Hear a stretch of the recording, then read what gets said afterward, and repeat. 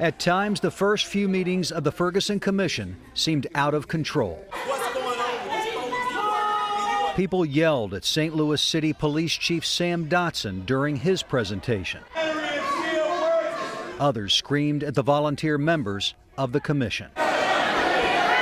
Following the anger and frustration, observers say the meetings became more productive, particularly the work sessions on issues like municipal court reform that supporters say helped spark meaningful reform.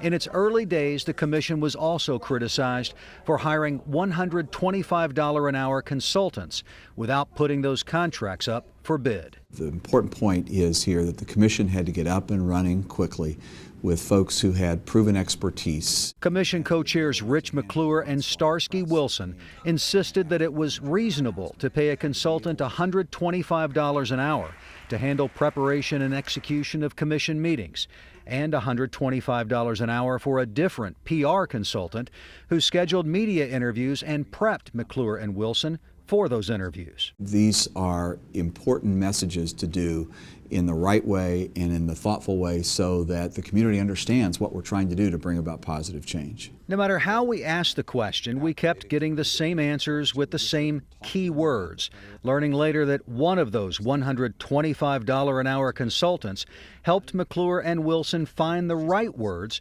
for interviews like this one. But $125 an hour? I mean, you don't think that was excessive?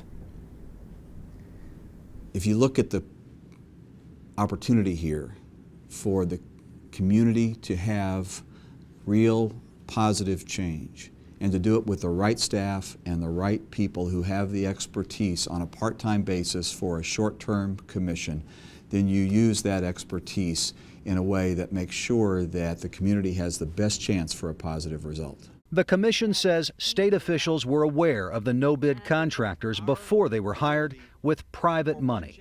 During our investigation, we filed open records requests with the Ferguson Commission and obtained hundreds of documents, including invoices that show 3 contractors were each paid $125 an hour, a total of $21,375 in labor costs alone for planning and organizing commission meetings in December and planning another one for January. None of the detailed financial records we obtained are on the commission website. We have worked hard to ensure that the public understands everything that we're doing, including the financial picture. Bethany Johnson Javois has been the managing director of the Ferguson Commission for nearly 5 months. She's being paid at a rate of $139,000 in salary and benefits during her leave of absence as a local nonprofit executive. That's the same amount that she earned in her executive position. Now, following weeks of conversations with News 4 Investigates about the lack of financial disclosure on the Commission's website, it has more detailed information posted, but it still doesn't reveal much. We've tried to be proactive, and when we get feedback like this, then we work really hard to ensure that we are being accountable. Accountability is really important. Mrs. Johnson Javois got the job following a nationwide search. At the time she was selected, she was on the Ferguson Commission. She's also a board member for the Deaconess Foundation.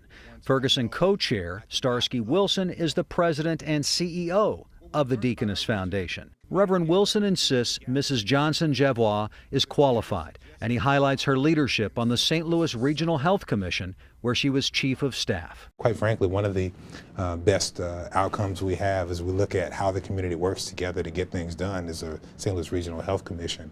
And so we were able to take advantage of that skill set and support that she's had from there. In the governor's executive order creating the Ferguson Commission, the mandate was to work together, to take testimony and gather information, to study and recommend ways to make the St. Louis region a stronger, fairer place for everyone to live. And the commission has clearly done that. The community has come together and begun to act together. That's readily doable. That's a question of funding and available resources. Part of that process is playing out in meetings like these. Then there are the give and take work sessions where volunteers are spending long hours identifying problems, trying to come up with solutions for a final report due to the governor in just 5 months.